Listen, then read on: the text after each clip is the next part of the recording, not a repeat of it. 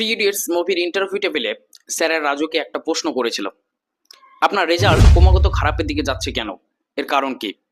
তখন সে even minded হয়ে একটা উত্তর দিয়েছিল। সে বলেছিল, ভয় স্যার। ছোটবেলা থেকেই ব্রাইট স্টুডেন্ট ছিলাম। বাবা মা ভেবেছিল এই ছেলে আমার দারিদ্রতা মেটাবে। আমি ভয় পেতে লাগলাম। ইঞ্জিনিয়ারিং কলেজ চান্স পাওয়ার পর সবাই ভেবেছিল আমি কন্টিনিউয়াসলি ভালো রেজাল্ট করা একটা পোটেনশিয়াল স্টুডেন্ট। আমি আরো ভয় পেতে লাগলাম।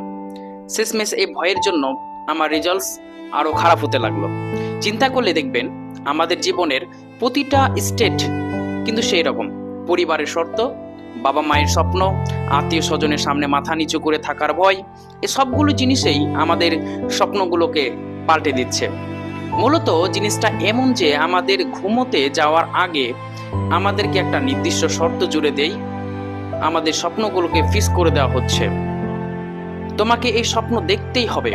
এই স্বপ্ন ছাড়া তোমার আর কোনো স্বপ্ন দেখা যাবে না।